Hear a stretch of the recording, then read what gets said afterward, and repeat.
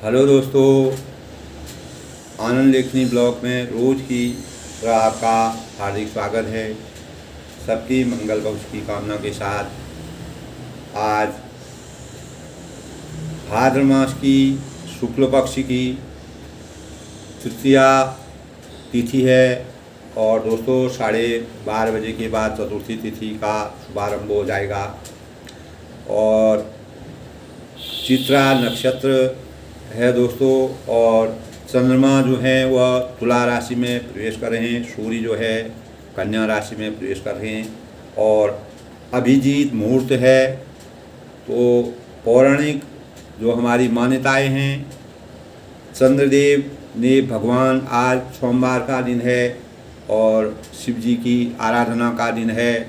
तो चंद्रदेव ने भगवान शिव की आराधना सोमवार के दिन ही की थी दोस्तों, जिससे उन्हें निरोगी काया मिली और भगवान शिव की आराधना चंद्रदेव की को खुश कर सकते हैं और शिव को अपार सौम्य और शांत का देवों का देव माना गया है। और सोमवार का दिन चंद्र ग्रह का दिन होता है। चंद्रमा के नियंत्रण भगवान शिव हैं, नियंत्रक भगवान शिव हैं। इस दिन चंद्रमा भगवान शिव की कृपा जिसको मिलती है और इसीलिए दोस्तों सोमवार का दिन हमारे जीवन में सबसे अच्छा पुनीत दिन माना जाता है।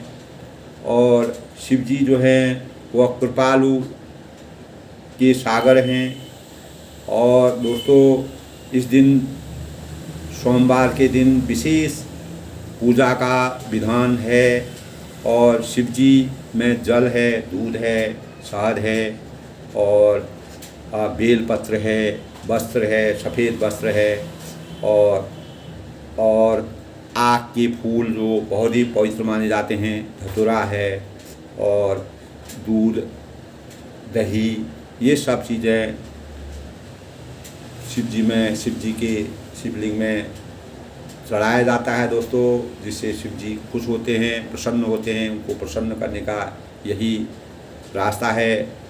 आज दोस्तों हमारे जीवन में सोमवार का दिन, शिव जी का दिन ऐसा होता है, किसी प्रकार का गलत कार्य नहीं करना चाहिए। गलत कार्य तो कभी नहीं करना चाहिए, खास तौर से झूठ नहीं बोलना चाहिए और गलत रास्ते पर नहीं जाना चाहिए। जो भी अगर किसी मन में कोई गलत कार्य करने की प्रेरणा है तो सोमवार के दिन कभी भी गलत काम नहीं करना चाहिए और इस दिन जो है गलत कार्यों को छोड़ने का संकल्प लेना चाहिए। अगर किसी में बुराई है, कोई गलत चीज़ों का सेवन कर रहा है तो निश्चित ही भगवान शिव जो है आप पर कृपा करेंगे और आपका और अगर हम किसी प्रकार का भी गलत कार्य करते हैं दोस्तों, हमारे जीवन में अनेक प्रकार के पाप ग्रह पैदा होते हैं और हमको परेशानी आती है। इसलिए ज्योतिष शास्त्र के अनुसार शिव जी की पूजा में कभी भी एक तो गलत कार्य हमको कोई भी सोमवार के दिन तो भूल करके भी किसी प्रकार का अनैतिक कार्य नहीं करना चाहिए। दूसरा चीज़ जो है दोस्तों, शिव जी में तुलसी नहीं चढ़ानी चाहिए, तुलसी वर्जित है शिव जी में चढ़ाना। और नारियल और शिव जी में नारियल को भी नहीं चढ़ाना चाहिए दोस्तों। कभी लोगों को जानकारी नहीं होती है, भूल से कोई लोग चढ़ा लेते हैं। तो शिव जी में नारियल और जो है ये तुलसी कभी नहीं चढ़ानी चाहिए। और दोस्तों शिव जी का मंत्र है ओम नमः शिवाय, ओम नमः शिवाय, ओम नमः शिवाय। इसका आप 9 बार करें, 108 बार करें तो रोज़ आप जप कर सकते हैं। ख़ास तौर से सोमवार के दिन 9 बार भी अगर जप करें, अगर 108 बार करें बहुत ही अच्छा है। तो इस प्रकार दोस्तों हमारे जीवन में शिव जी का आराधना करने से, शिव जी का जप ध्यान करने से हमारे अंदर नई शुरुआत, कोई भी कार्य अगर हमको शुरुआत करना है इसी दिन से हमको कार्य को शुरुआत करना चाहिए और अपने नए लक्ष्यों को निर्धारित करना चाहिए। हमको जो भी कार्य करना है, किसी लक्ष्य को प्राप्त करना है, किसी कार्य, तो सोमवार का दिन बहुत ही शुभ माना जाता है। और अनेक प्रकार की उपलब्धियां हमको इस दिन हासिल हो सकती हैं। अगर हम प्रयास करें तो हमारे जीवन में सकारात्मक परिवर्तन हो सकता है। शिवलिंग पर दोस्तों जल चढ़ाने से और मंत्र, शिवलिंग में जल जब हम चढ़ाते हैं तो वह मंत्र है ओम ह्रीं ह्रूं नमः, ओम ह्रीं ह्रूं नमः शिवाय, ओम ह्रीं ह्रूं नमः शिवाय। जब हम जल अभिषेक करते हैं शिव जी में, मन ही मन आप बोल सकते हैं ओम ह्रीं ह्रूं नमः शिवाय। इस मंत्र को आप बोल भी सकते हैं और सीख भी सकते हैं। तो ख़ास तौर से शिव जी के लिंग में अगर हम मीठी चीज़ों का और अभिषेक करते हैं, गुड़ है और इस प्रकार की चीज़ों का अभिषेक करते हैं, तो हमारे जितने भी शत्रु होते हैं उनसे हमको हमेशा छुटकारा मिल जाता है। और सफ़ेद चंदन और खीर का भोग इस दिन लगाना बहुत ही शुभ माना जाता है दोस्तों। दही है, दूध है, सफ़ेद वस्त्र है, दूध शक्कर का दान करने से भोलेनाथ यानी हमारे शिव जी खुश होते हैं। और फल में दोस्तों बेल और आम, केला और बेल, धतूरा फल इन शिव जी में चढ़ाने का प्राविधान है। हमारे ज्योतिष शास्त्र के अनुसार दोस्तों अनाज खरीदना इस दिन जो है वर्जित है। कभी भी अगर आपके घर में महीने भर के लिए या पूरे वर्ष भर के लिए अनाज लाना है तो जहाँ तक हो सोमवार के दिन आप न लाएँ अनाज घर में, तो वह शुभ उतना नहीं माना गया है। और किसी प्रकार की किताब हैं, स्टेशनरी का आइटम जो है सोमवार को खरीदना मना है दोस्तों हमारे ज्योतिष शास्त्र के अनुसार। अब इसका क्या विधान है ये बहुत लंबी कहानी है। और दूसरा ओम ह्रीं ह्रूं नमः शिवाय, ओम ह्रीं ह्रूं नमः शिवाय, ओम पार्वती पते नमः, पार्वती पते नमः, ओम पशुपते नमः, ओम नमः शिवाय, ओ शुभं मंत्रं कुरु कुरु शिवाय नमः, ओम प्रिय मित्र ओम नमः शिवाय। यानी इस प्रकार का अगर हम जाप करते हैं ओम ह्रीं ह्रूं नमः शिवाय, ओम पार्वती पते नमः। खास तौर से आज दोस्तों आज जो है तीज का त्यौहार है, तो आज हर महिला को कोई भी हूँ घर में तो अगर पूजा पाठ करते हैं इस मंत्र का जाप अवश्य करें।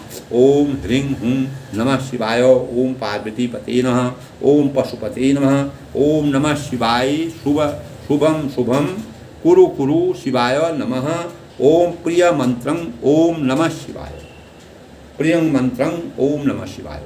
तो इस प्रकार दोस्तों ऐसे शिव जी का पुष्प चढ़ाए जाते हैं। और शिव जी बहुत ही सरल देवता हैं, किसी प्रकार की कोई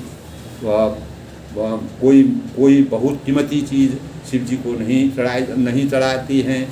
तो शिव जी साधारण चीज़ों से ही प्रसन्न हो जाते हैं। हमारे भाव अच्छे हों, हमारे मन में विचार अच्छे हों तो शिव जी पर चंदन है, सफ़ेद चंदन लगाइए, पीला चंदन लगाइए और अनेक और बेल पत्र चढ़ाइए। तो सफ़ेद फूल जो है इस प्रकार की चीज़ें शिव जी को पसंद हैं। धतूरा है, भांग है, इस प्रकार की चीज़ें हमारे ज्योतिष विद्या के अनुसार, पुराने वैदिक शास्त्रों के अनुसार इस प्रकार का विधान है। हम दोस्तों अभी तक अपने जीवन में इसको करते आए हैं। अनेक प्रकार के जो शुभ कार्य होते हैं, अच्छे कार्यों की शुरुआत करनी चाहिए। इसमें जो भी चीज़ हल्की सी चीज़ जो वर्जित है, अनाज खरीदना है, किसी प्रकार की स्टेशनरी का आइटम है वो हमको आज नहीं खरीदना चाहिए, इससे थोड़ा परहेज करना चाहिए। अगर हो सके तो मजबूरी है तो कोई बात नहीं, शिव जी का मंत्र पढ़िए, ध्यान लगाइए। शिव जी का अगर मन लगाएंगे तो आपके कार्य सफल होंगे। कार्यों की सफलता के लिए किया जाता है दोस्तों। सबसे पहले आज दोस्तों हरतालिका तीज है, जिसमें शिव और पार्वती की आराधना की जाती है, जिसमें वैदिक पंचांग के अनुसार, हमारा जो वैदिक पंचांग है उसके अनुसार यानी भाद्र मास शुक्ल पक्षी यानी 18 सितंबर तृतीया तिथि 12:30 बजे के आसपास उदया तिथि के अनुसार हरतालिका तीज का व्रत 18 सितंबर 2023 को मनाए जाने का ऐसा विधान हमारे शास्त्र कहते हैं। इस दिन सभी महिलाएं, स्त्रियां अपने पति के दीर्घायु के लिए निर्जला और निराहार व्रत करती हैं। और अनेक प्रकार से अपने और किसी प्रकार का भोजन जल अन्न नहीं ग्रहण करते हैं और इसके अनेक चार शुभ योग होते हैं दोस्तों। अखंड सौभाग्य का यह द्योतक होता है और इसको मनाने का कारण ये है दोस्तों कि पार्वती और शिव ही इसी दिन यानी पार्वती ने सबसे पहले हरतालिका तीज का व्रत रखा और शिव से अपना विवाह करने के लिए और अपने पति को प्राप्त करने के लिए इस प्रकार का व्रत रखा। और कोई भी दोस्तों अगर अविवाहित लड़कियां हैं और पुत्रियां हैं और तो वह जो है आज हरतालिका का व्रत कर सकती हैं अपने सौभाग्य को प्राप्त करने के लिए, अपने पति को प्राप्त करने के लिए। तो ये जो है हमारे शास्त्रों में शुभ माना गया है। अगर किसी को कोई इस प्रकार का है तो महिलाओं की संकल्प और अपने पति की दीर्घायु का बहुत ही अच्छा है, इसीलिए इसको हरतालिका तीज कहते हैं दोस्तों। और ख़ास तौर से मैं ये बताता हूँ दोस्तों, हमारे शास्त्रों में ये बताया गया है कि इस दिन काले वस्त्र जो है किसी भी महिला को स्त्री को नहीं पहनने चाहिए। इससे परहेज करिए, काले वस्त्र नहीं पहनिए और किसी प्रकार का ज्वेलरी बहुत उस प्रकार का मत पहने। और श्रृंगार, पूरा श्रृंगार से आज शिवजी और पार्वती के ऊपर जो श्रृंगार किया जाता है उस श्रृंगार को करना चाहिए। ख़ास तौर से लाल वस्त्र पहनना चाहिए और मेहंदी है और चूड़ियाँ हैं, बिंदी है। ये पार्वती जी का जैसे महिलाओं का श्रृंगार होता है उसी प्रकार महिलाओं को अपना श्रृंगार करके माँ पार्वती और शिव जी की उपासना करनी चाहिए। निराहार बिना पानी पिए अगर हम व्रत कर सकते हैं। अगर किसी को परेशानी है, कोई बीमारी में है, कोई दिक्कत है तो वह जो है जल और फल का प्रयोग करके अपना व्रत रख सकते हैं, उसमें कोई परहेज नहीं है। तो इस प्रकार का हमारे विधानों में शास्त्रों में बताया गया दोस्तों। मैं अपने मन से नहीं बता रहा हूँ, ये सब शास्त्रों में है। और ख़ास तौर से इस दिन फल है, खीरा का प्रसाद लगाना चाहिए, मिष्ठान और खीर का भोग लगाना चाहिए। और दोस्तों यानी हरतालिका का अर्थ क्या है, इसका क्या अर्थ है ये भी समझना चाहिए। पार्वती जी की सखी उन्हें हर के ले गई, इस प्रकार की मान्यता है कि पार्वती जी की सखियाँ जो हैं पार्वती जी को हर के ले गई, इसीलिए इसका मतलब यानी अगवा करके ले गई अपने उसमें, तो इसीलिए इसका अर्थ है। इसीलिए इसको हरतालिका तीज के नाम से कहा जाता है। पार्वती जी सबको प्रिय थी तो सखियाँ जो है उनको हर के प्रकार से इस प्रकार का विधान है। तो प्रत्येक महिला को, प्रत्येक स्त्री को अपने तन मन धन से अपने पति की दीर्घायु के लिए और शांति और सुखद जीवन के लिए हरतालिका तीज में भगवान शिव और पार्वती का ध्यान लगाना चाहिए। और पार्वती जी का जो श्रृंगार है, जितना आप भगवान के ऊपर ध्यान रखेंगे, भगवान की उपासना करेंगे, शिव जी के ऊपर ध्यान रखेंगे, पार्वती का ध्यान रखेंगे, हमेशा आपका जीवन दीर्घायु रहेगा, सुखद रहेगा, आपको अच्छे फलों की प्राप्ति होगी और आप जीवन में हमेशा सुखद आनंद का अनुभव करेंगे। दोस्तों अच्छी चीज़ अच्छी होती है अगर हम अपने जीवन को इस प्रकार से करें। अगर निराहार व्रत इसलिए किया जाता है दोस्तों, व्रत करने का सबसे बड़ा उद्देश्य यही है, सबसे बड़ी बात यह है दोस्तों, हमारा पाचन तंत्र सही होता है। व्रत करने से अगर हम महीने में या एक बार भी व्रत करते हैं, साल में 2-4 बार भी करते हैं, तो हमारे जो आंतें होती हैं, वैज्ञानिक दृष्टिकोण से भी ये बहुत ही फायदेमंद है। तो हमारी जो आंतों है उनको आंतों जिस प्रकार मशीन है, मशीन को अगर हम एक 2 दिन बिना वर्क के रखते हैं, बिना काम के रखते हैं, तो मशीन को फिर उसमें कार्य शुरू करते हैं तो वह और अच्छी चलती है। लगातार किसी चीज़ को अनवरत किसी चीज़ को चलाना, वह इसी प्रकार हमारा पेट की आंतें हैं, अगर हम एक दिन उसको आराम देंगे, रेस्ट देंगे और तो वह भी उसमें भी हमारी अच्छाई है, स्वास्थ्य के लिए से अच्छा है और सबसे धार्मिक धारणा से भी अच्छी है। अगर हमारा मन अच्छा होगा, हम अच्छे होंगे, हमको अपने पति के प्रति अगाध प्रेम होगा, पति का भी पत्नी के प्रति प्रेम होगा, तो हमारा वैवाहिक जीवन बढ़िया चलेगा, हम दीर्घायु होंगे, भगवान का आशीर्वाद रहेगा। जब तक जीवन है तब तक हम शांति और सुख का अनुभव करेंगे। यही दोस्तों भगवानों की जब हम पूजा करते हैं, और ये कोई हमारा किसी पर एहसान नहीं है, भगवान हमको अच्छी बुद्धि देते हैं, सद्मार्ग की तरफ चलते हैं, हमारे घर में, हमारे परिवार में, हमारे मन में, हमारे हृदय में अनेक प्रकार की शांति के और सुखद भावों का एहसास होता है। आपने देखा होगा जिस दिन व्रत रखा जाता है तो मस्तिष्क में अनेक आनंद रहता है और बड़ा अच्छा लगता है और बड़ी आनंद की अनुभूति की जाती है। भगवान का ध्यान लगाते हैं, भगवान का कीर्तन करते हैं, तो उसमें एक अलग ही रस का आनंद आता है। तो ये सब दोस्तों मन के, यानी हमारे हृदय के अंदर भगवान का ही निवास है। हर मानव के अंदर भगवान का निवास है। हमको केवल अपने अंतःकरण को जगाना है, उसको सचेत करना है। भगवान को मनाने के लिए इस प्रकार के भाव बनाए गए हैं कि मानव से मिलें, मानव एक दूसरे से संपर्क है, और इससे हमारे गलत विचारों जो नकारात्मक विचार हैं वो दूर होंगे और सकारात्मक विचारों का हमारे अंदर प्रवेश होगा। उसी से हमारा जीवन सफल होगा। रखे हैं, उपवास रखे हैं, उसका हमारा साधना है, यानी हम अपनी इंद्रियों को कितना साध सकते हैं, हमको अपने इंद्रियों को साधने की कितनी शक्ति है। साधने के लिए ही हमारे जीवन में इंद्रिय प्रलोभनों को सावधान करना है, यानी हमारे जो इंद्रियगत प्रलोभन हैं, हमको अनेक प्रकार की चीज़ें मिलती हैं, अनेक प्रकार के पदार्थ मिलते हैं, जिससे हमारा मन विचलित हो जाता है। उसी को शांत करने के लिए, उन्हीं में भगवान का ध्यान लगाने के लिए हमको अपने इंद्रियों में संतुलन रखना चाहिए। इंद्रियों में हर प्रकार से अपने इंद्रियों को वशीभूत करना चाहिए। तो मन की अनेक फितरतें होती हैं, मन की अनेक प्रकार के भाव मन में आते हैं। सुख की खोज करना, इंद्रियां मन की इस खोज को पूरा करने का विषय भोगों में लिप्त होना, और अनेक प्रकार के इस प्रकार के माध्यम हमारे जीवन में आते हैं। एक बार मन इसमें जिस चीज़ में हमारा रंग गया, फिर हम उसके आगोश में अनेक प्रकार की जो अच्छे भाव हैं उनकी कदर करना भी भूल जाते हैं।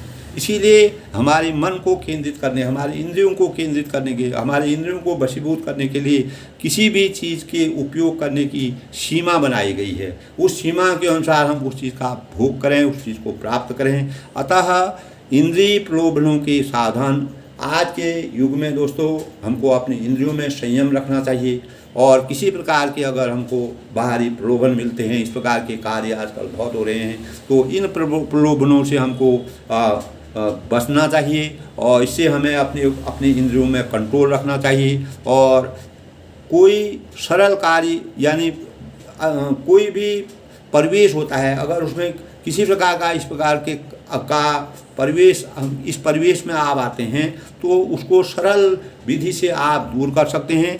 क्योंकि सतत हमारे जीवन में इस प्रकार का होता है दोस्तों, हमें अपने जीवन के हर पग पर सतत रहना चाहिए, यानी हर चीज़ के लिए जागरूकता हमारे अंदर अंतःकरण में होनी चाहिए। हम जागरूक नहीं होंगे तो हम ये नहीं समझेंगे कि हमारी इंद्रियों को विकृत करने के लिए किस प्रकार के प्रलोभन दिए जा रहे हैं। उन प्रलोभनों से हमको बचना चाहिए, उसी से हम अपने जीवन में सार्थकता प्राप्त कर सकते हैं। व्रत और संयम और व्रत करने का सबसे बड़ा उद्देश्य यही है दोस्तों। इंद्रियां प्रलोभनों का स्वरूप ही कुछ ऐसा होता है कि वे व्यक्ति को पहले तो लुभाते हैं, तो पहले हमको हमारे मन को लुभाएंगे, और व्यक्ति उनके समीप जब जाता है, उन प्रलोभनों के समझता है, उसे अपने उसमें बंध जाता है, और अपने प्राणों को हरने के लिए भी तैयार हो जाता है। तो अनेक प्रकार के जो हमारे जीवन में विषय हैं, भोग हैं, उसमें जो भोगी लोग होते हैं और वह उसमें लिप्त हो जाते हैं, और उसमें उसका आनंद प्राप्त करने के लिए और अपने बोध को खो देते हैं, और जीवन शक्ति की कीमत पर दांव लगा देते हैं। अपने जीवन है उस पर भी दांव लगा देते हैं। तो हर प्रकार के सुख भोग की व्यक्ति अच्छी खासी कीमत चुकाता है। अंत में ठगा हुआ सा वो कोई भी मनुष्य अगर इंद्रियों से प्रलोभनों में आ जाता है तो वह अपने आप को ठगा हुआ सा महसूस करता है, ये निश्चित है दोस्तों। और जो कि इस प्रकार के प्रलोभन जो हैं वह हमारे जीवन में क्षणिक सुख की और नश्वरता के बीच की शमशान वैरागी के समान मोह भंग की स्थिति हमारे अंदर आती है। हम किसी प्रकार अगर हम उसको वशीभूत कर लेते हैं तो हमारे अंदर कोई मोह किसी प्रकार का मोह नहीं आएगा। क्षणिक सुख और नश्वरता को हमको नष्ट करने के लिए अपने इंद्रिय प्रलोभनों से दूर रहना चाहिए और इससे उबरने के बाद अनेक प्रकार के दूसरे आकर्षक प्रलोभन भी हमको मिल सकते हैं। तो इसके चक्रव्यूह से हमें दोस्तों हमेशा बचने का प्रयास करना चाहिए और सूझबूझ से कार्य करना चाहिए। अन्यथा हम अगर अपने सूझबूझ में कमी लाएंगे, अपने विवेक को खो देंगे, विवेक का सही इस्तेमाल नहीं करेंगे तो हम जीवन भर अवहेलना के पात्र बन सकते हैं। तो किसी भी वजह से हम माया रूपी इंद्रिय प्रलोभनों से दूर रहें, यही हमारे जीवन का, इसीलिए व्रत और पूजा साधना जो की जाती है दोस्तों इंद्रियों के प्रलोभनों से बचने के लिए की जाती है। अनेक प्रकार के जो हमारे भगवद गीता में भी दोस्तों भगवान श्री कृष्ण ने मोहग्रस्त यानी मोह में लिप्त अर्जुन को इस संदर्भ में बार बार समझाया है। इंद्रिय विषयों का चिंतन करते करते मनुष्य को न इंद्रिय विषयों में आसक्ति हो जाती है, आसक्ति से काम और उसमें क्रोध प्रकट होता है, क्रोध से मोह और मोह से स्मृति, हमारी जो स्मृति होती है उसका हरण हो जाता है और बुद्धि के विनाश का कारण यही होता है और अंततः व्यक्ति जो है पतन की ओर चला जाता है।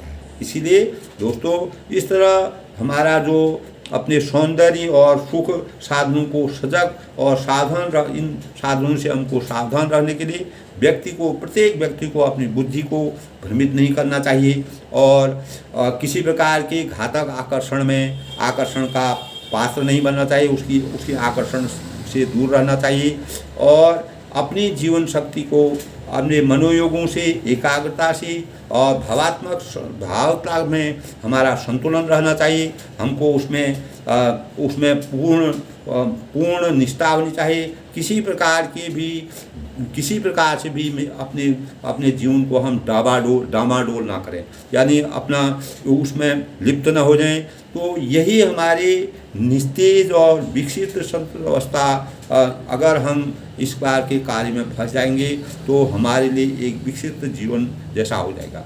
इस प्रकार दोस्तों हमारा अधिकार, हम इन अनेक प्रकार के आकर्षण और प्रलोभनों से हम अपने जीवन को बचाने का हमें हमेशा निरंतर प्रयास करना चाहिए। इसीलिए हम अपने जीवन में साधना करते हैं, व्रत करते हैं, पूजा करते हैं, भगवान का ध्यान लगाते हैं, मंदिरों में जाते हैं या जो मस्जिदों में जाते हैं, गिरजाघर में जाते हैं, तो वह और कोई मठों में जाता है, कोई कहीं जाता है। तो ये सब अपने इंद्रियों के प्रलोभनों से बचने के लिए, अपने को सावधान करने के लिए, अपने चिंतन को भगवान के प्रति रखने के लिए, अपने कार्यों को सही रूप देने के लिए इस प्रकार के प्रलोभनों से हमको बचना चाहिए।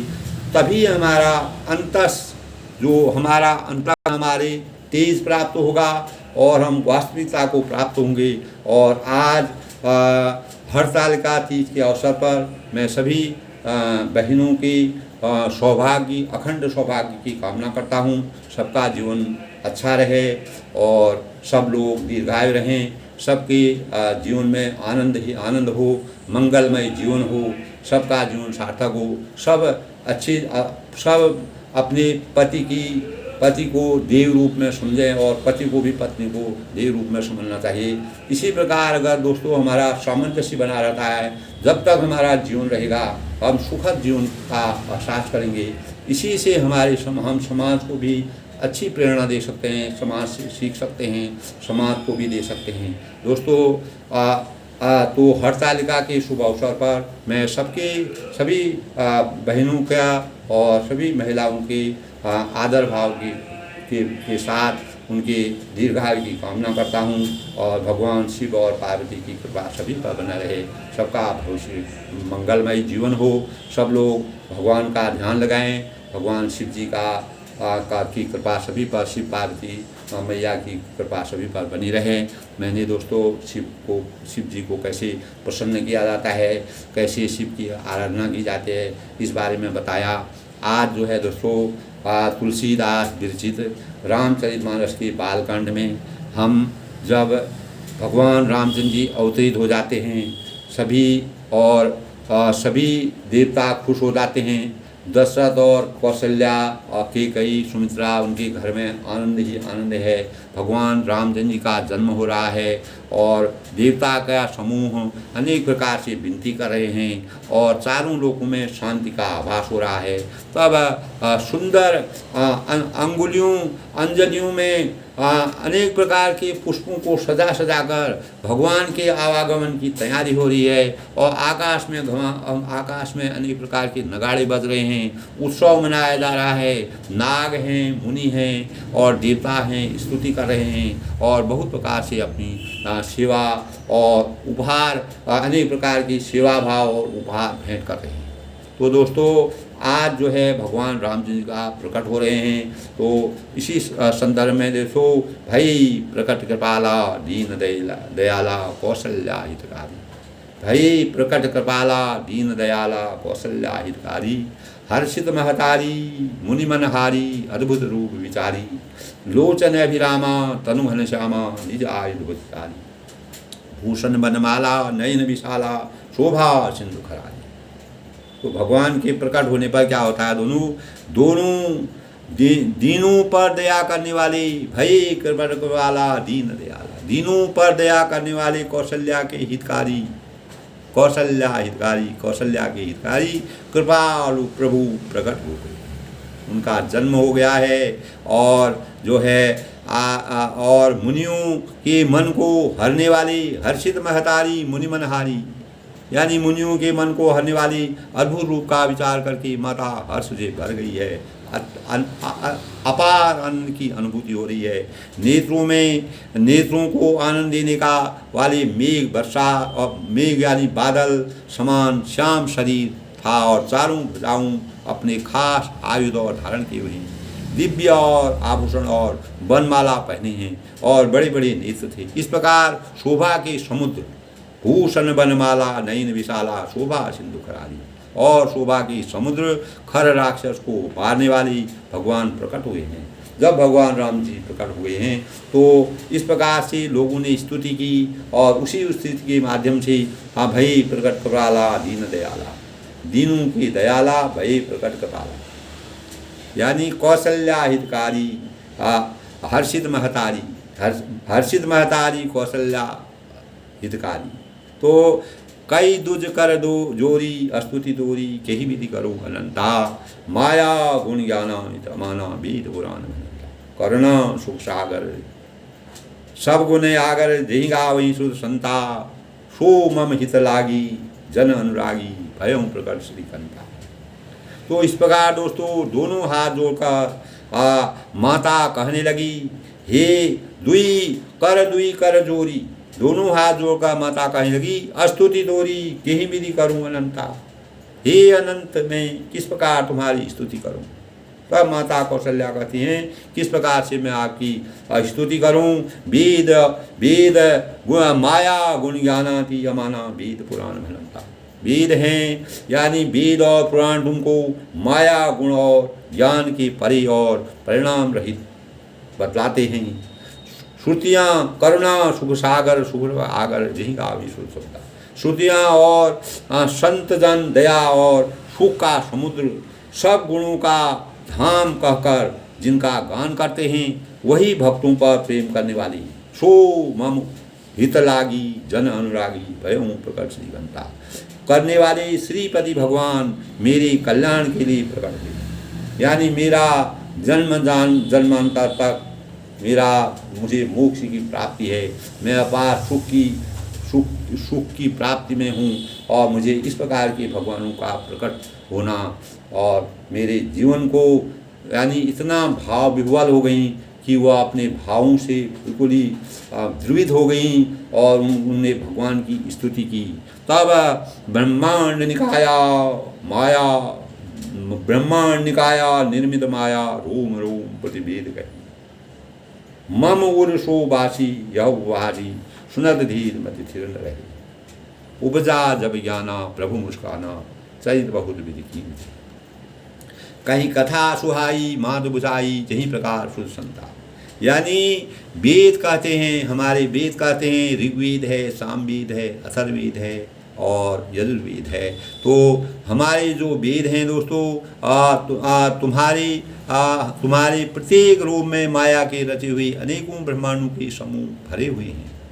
शरीर की पूरी में इस प्रकार की रचना है और वे तुम मेरे गर्भ में रहे। जब तुम मेरे गर्भ में रहे, इस हंसी की बात की सुनने पर धीर विवेकी पुरुषों की बुद्धि भी स्थिर नहीं रहती, विचलित हो जाती है।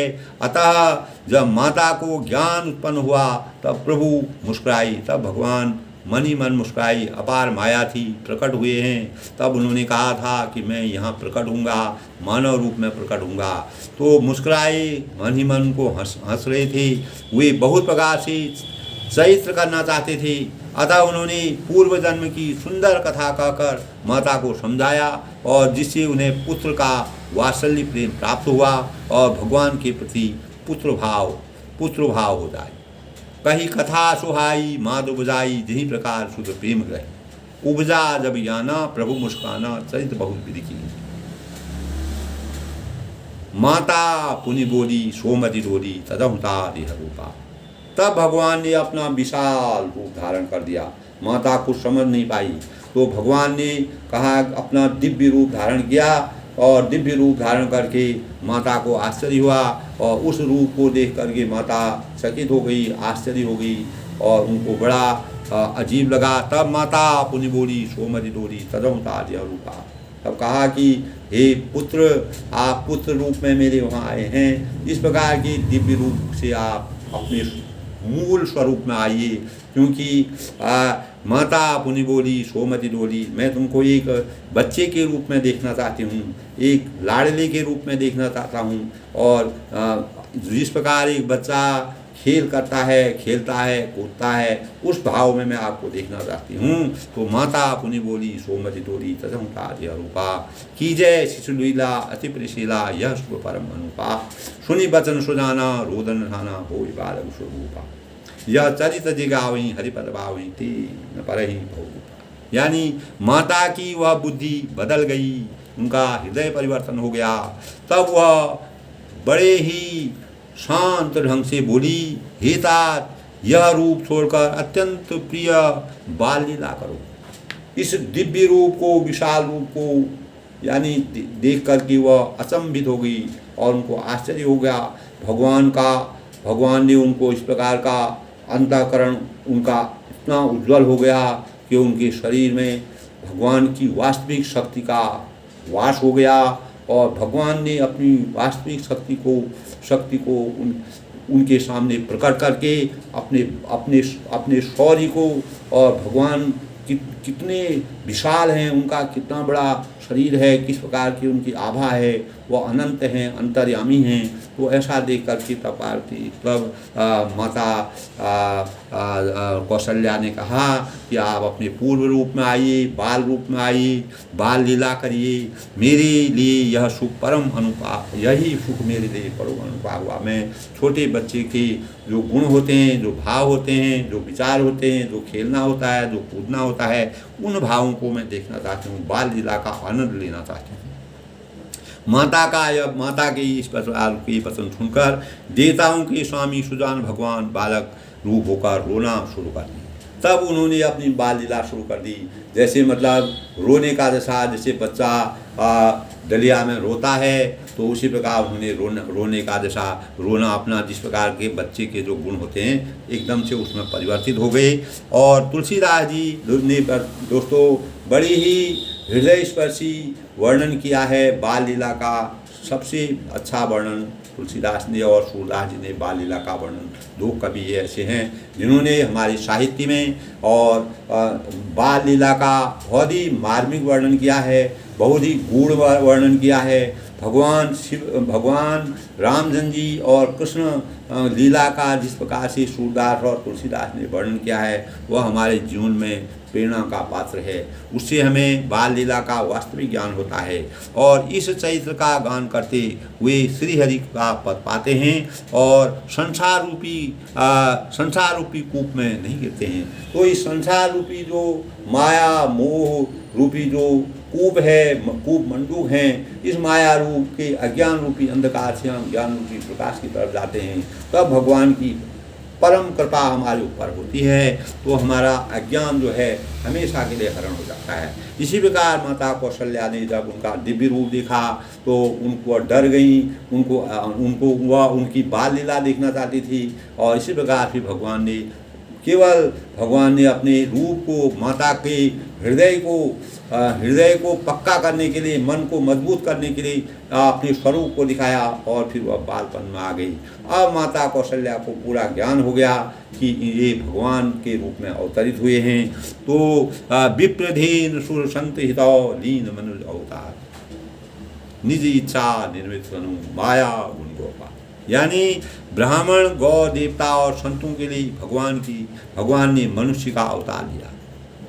केवल ब्राह्मणों की रक्षा करने के लिए, गौ की रक्षा करने के लिए, देवताओं की भक्ति में आसक्त जो देवता थे, आस्था जिनकी भक्तिभाव कर रहे थे, और अनेक प्रकार के संत हैं, ऋषि हैं, मुनि हैं, उनके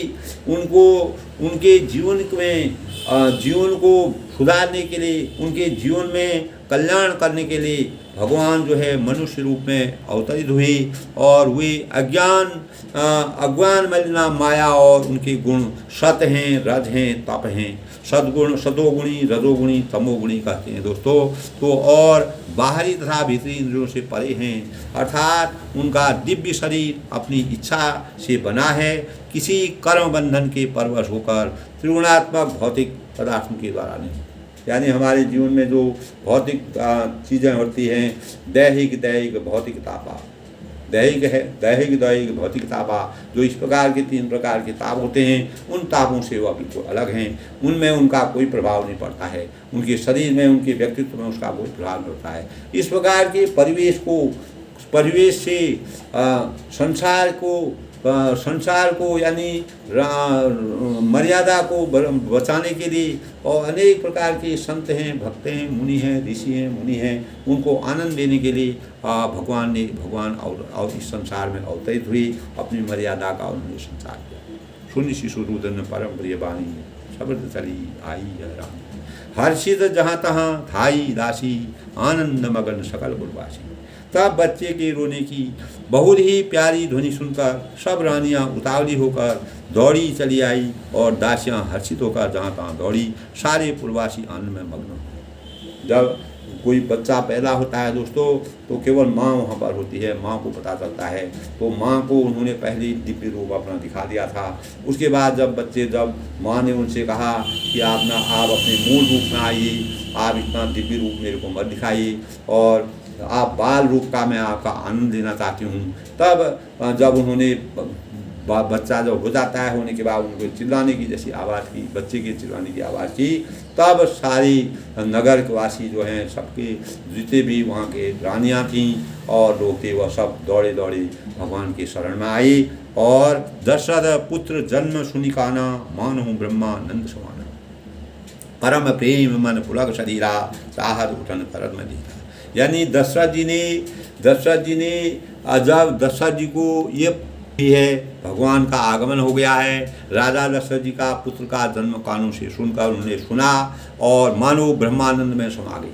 वह उनको परम आनंद की प्राप्ति हो गई और मन में अतिशय प्रेम उनका उमड़ा और शरीर उनका पुलकायमान हो गया और आनंद में वह विह्वल हो गई और बुद्धि में धीरज धर करके और प्रेम से स्थिर हुई और शरीर को संभाल कर उठना चाहते थे। अपने शरीर को, जब इंसान को बहुत अपार हर्ष हो जाता है तो अपने आप को वह भूल जाता है, मैं कहाँ हूँ, क्या कर रहा हूँ।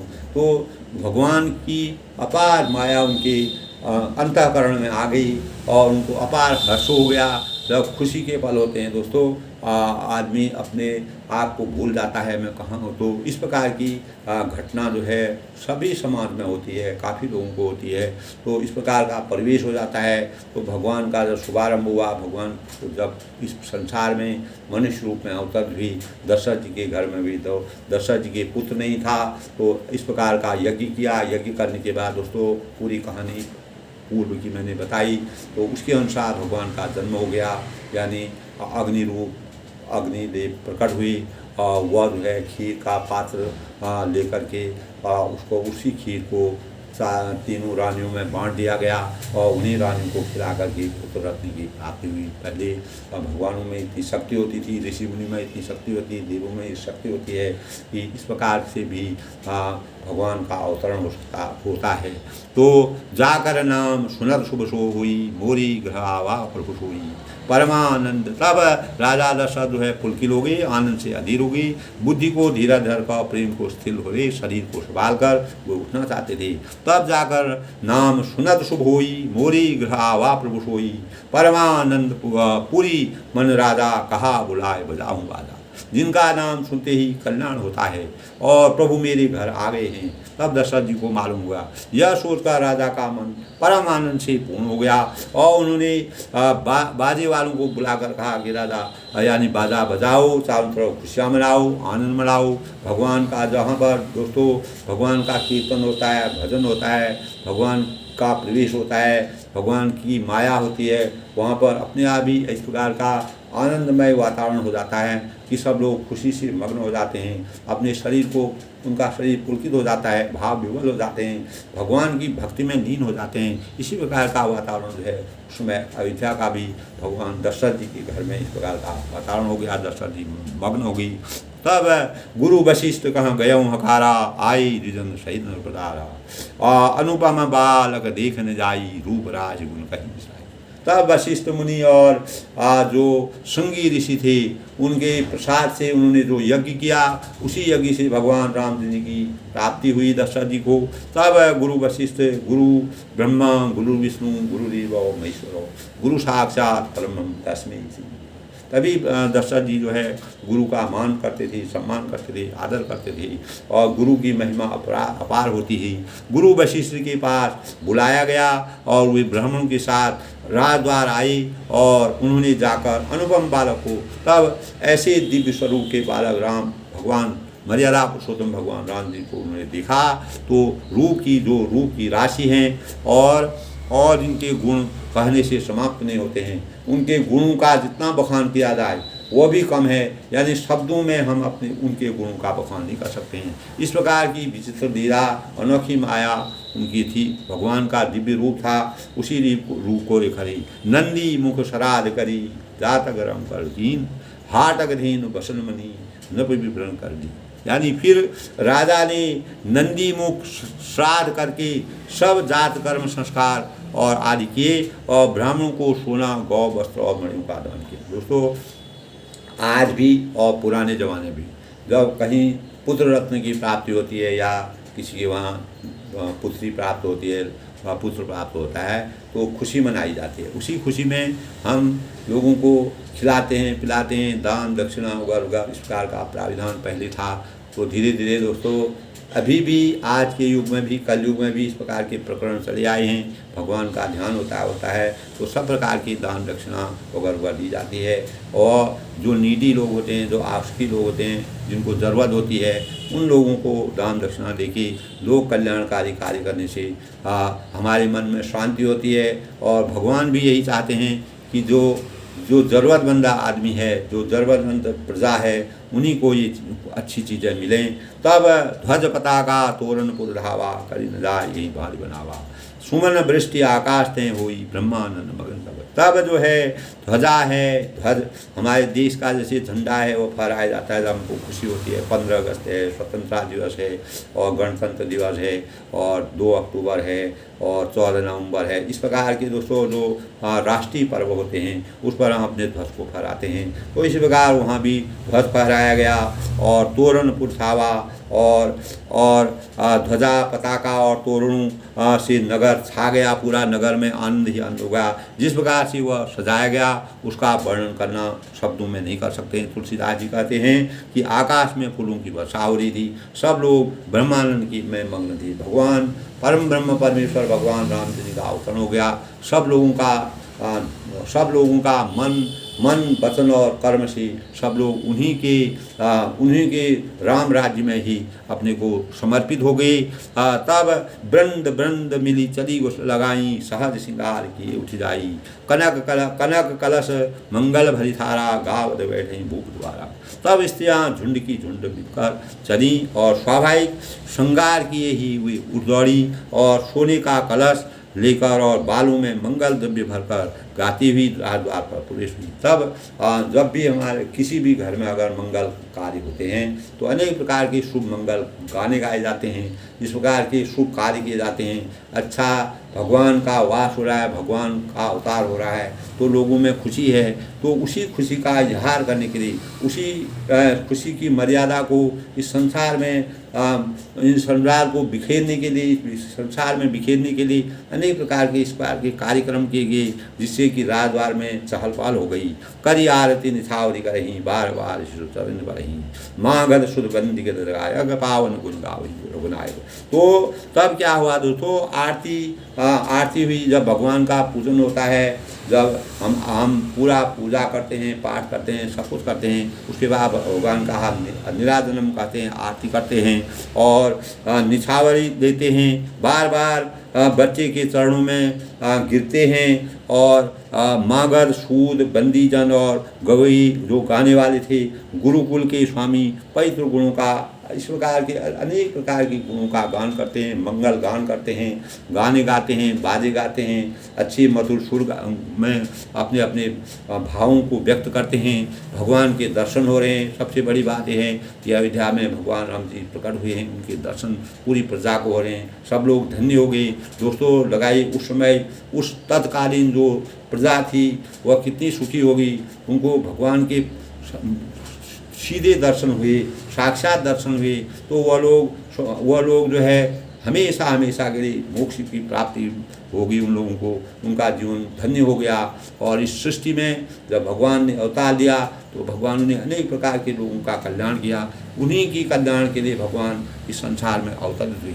सर्वस दीन दीन सब काहू, जही पावा राखा नहीं काहू, मृग मद चंदन कुमकुम खींचा, मजी सकल बीथिन बिनी। यानी राजा ने सब किसी को भरपूर दान दिया, और जिससे पाया उससे भी नहीं रखा, यानी सब कुछ राजा ने लुटा दिया। संपत्ति थी दोस्तों, उसमें राजाओं के पास अपार धन संपत्ति होती थी।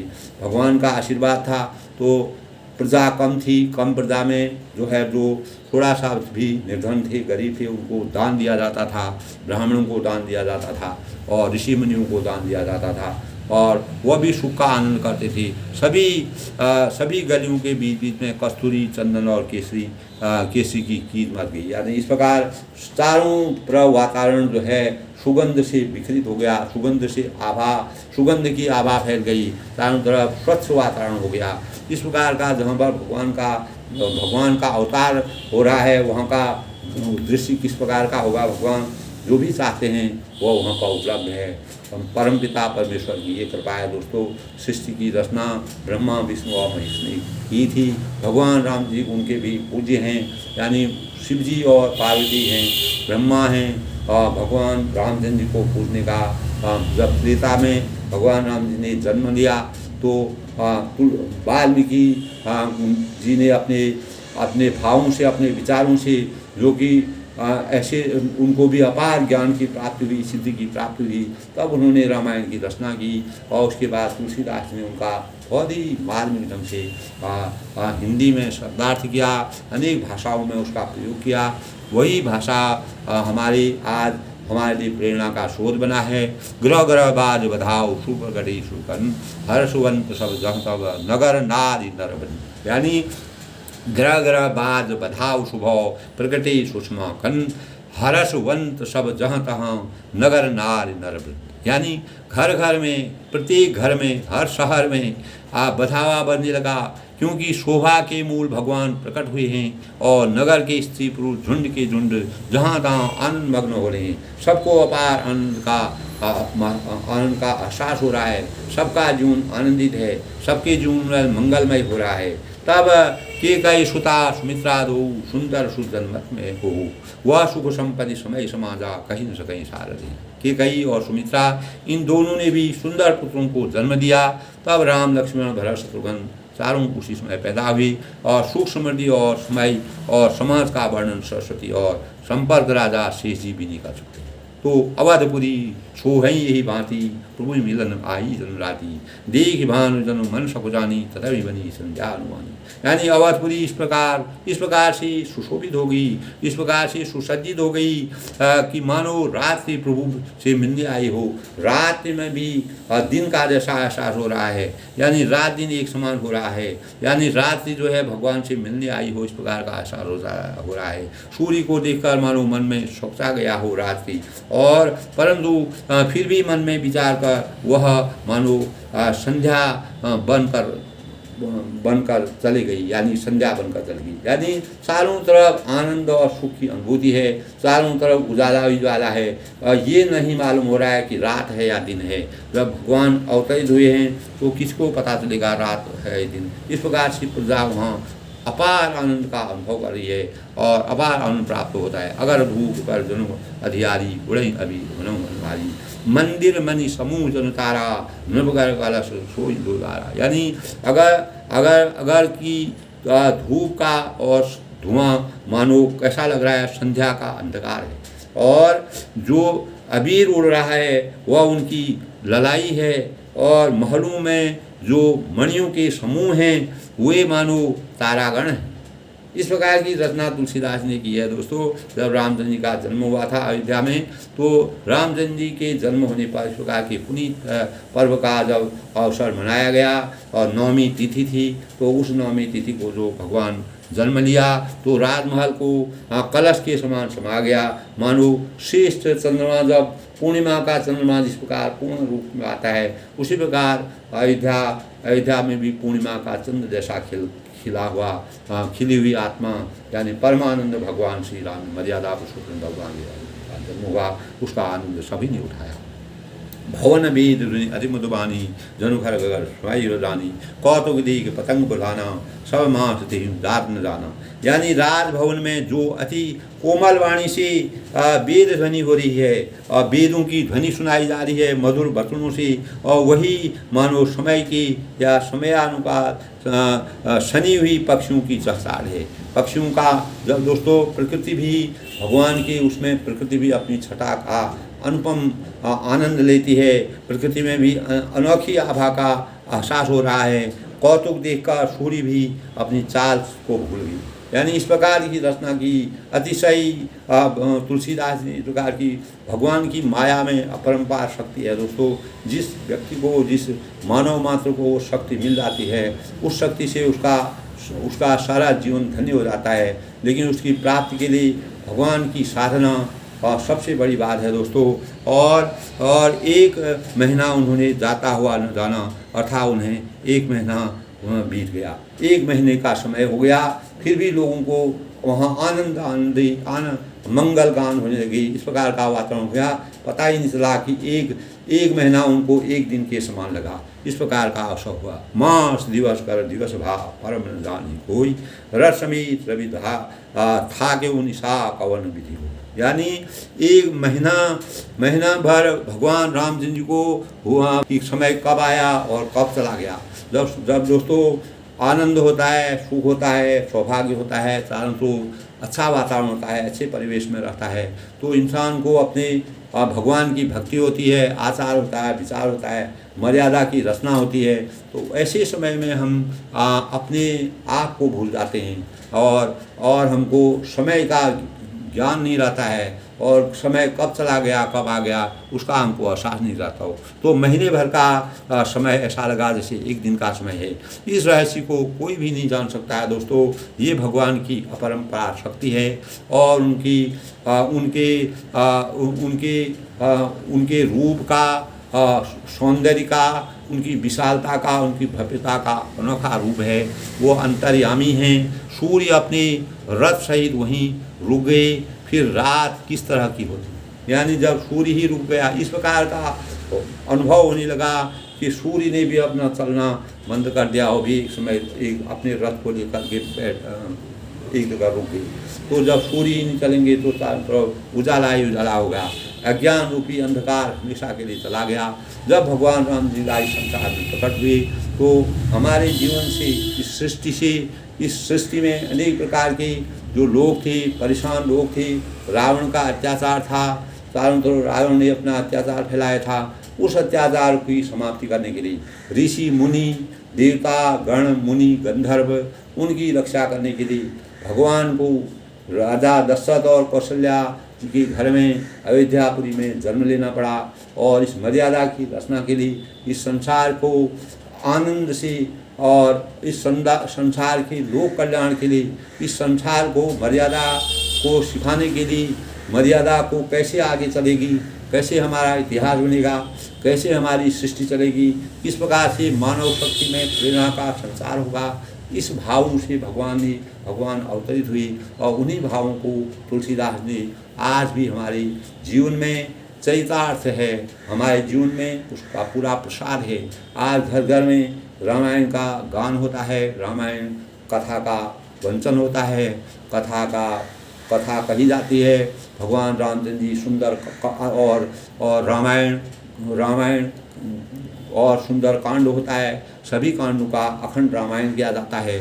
इसका सबसे बड़ा अभिप्राय ये है दोस्तों, हमारे जीवन में सुख शांति हो और हमें भगवान के जन्म के समय का एहसास हो और हमारी प्रेरणा, हमारे भावी नागरिक और हमारा देश भगवान की भक्ति पर, हमारा देश आध्यात्मिक रूप से सबसे श्रेष्ठ है। हमारे वहाँ आध्यात्म है। हमको हर पत्थर में, हर नदी में, हर मानव में, हर वृक्ष में, हर प्रकार की जो भी हमारे जीवन में जिसमें जीवन है उसके अंदर भगवान दिखाई देते हैं और ऐसा एहसास हम अपने जीवन में करते हैं। इसीलिए हमारा देश देवों का देश है।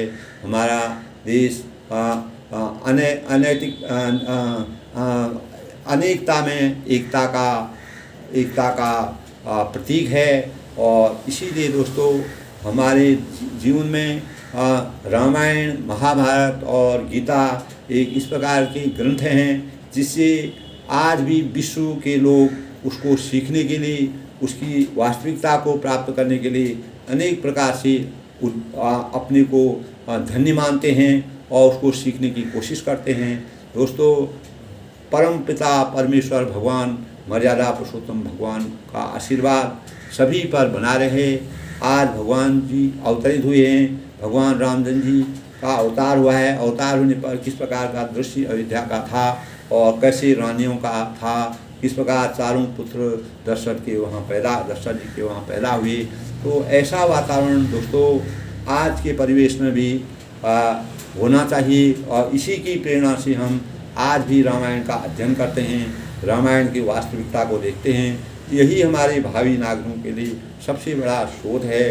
तो दोस्तों, हमें अपने सनातन को, अपने धर्म को, अपने आध्यात्म को मन, वचन और कर्म से उस पर लगन लगानी चाहिए और उसी से हमारे जीवन के चक्षु खुलेंगे, हमारे नेत्र खुलेंगे। हम अज्ञान रूपी अंधकार से ज्ञान रूपी प्रकाश की तरफ अपने जीवन को ले जा सकते हैं और अपने होने वाले संस्कारों में, हमारे संस्कारों में अनेक प्रकार का परिवर्तन हो सकता है। हम अपने जीवन को परिवर्तित कर सकते हैं। अगर हम अपने संस्कारों से हटेंगे, हम आध्यात्म से हटेंगे, हम भगवत कृपा से हटेंगे। कोई भी बड़े बड़े वैज्ञानिक होते हैं दोस्तों, बड़ी बड़ी खोज करते हैं, अंततो गत्वा या आप निश्चित समझिए, जब इस समय जब आदित्य L1 छोड़ा गया था तो उस समय भी वैज्ञानिकों ने चारों तरफ जो है यज्ञ किया गए, अनेक प्रकार के यज्ञ किए गए, लोगों ने आहुतियाँ दी और सब ने मंगल गान गाए। देश की समृद्धि के लिए भगवान का ही ध्यान होना बहुत ज़रूरी है। अगर भगवान के ध्यान में शक्ति है तो वही हमको शक्ति देती है, वही उन वैज्ञानिकों को शक्ति देती है, वही हमारे राजनीतिक जो लोग हैं, जो ईश्वर अपने कदम उठा रहे हैं, उनको शक्ति देती है, उनको प्रेरणा देती है।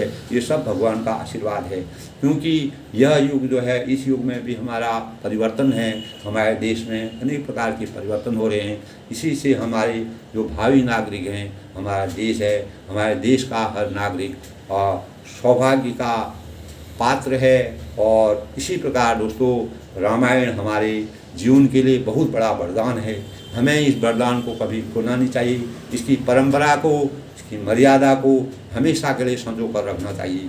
अपनी वाणी को विराम देते हुए सबके मंगल भविष्य के साथ आज यानी आज जो है तीज, हरतालिका तीज के अवसर पर मैं सभी बहनों का और सभी महिलाओं का अभिनंदन करता हूँ। उनका जीवन सुखी रहे और प्रसन्न रहे, खुश रहे। सबको दीर्घायु, अपने पति के लिए दीर्घायु की कामना करनी चाहिए। और इसी प्रेरणा के साथ यही हमारे शास्त्रों का, हमारे वेदों का, हमारे संस्कारों का सबसे बड़ा विधान है। मैं सबके मंगल भविष्य की कामना के साथ, बड़ों को मेरा नमस्कार है, छोटों को मेरा आशीर्वाद है। सबके मंगल भविष्य के साथ सबका धन्यवाद, सबका आशीर्वाद।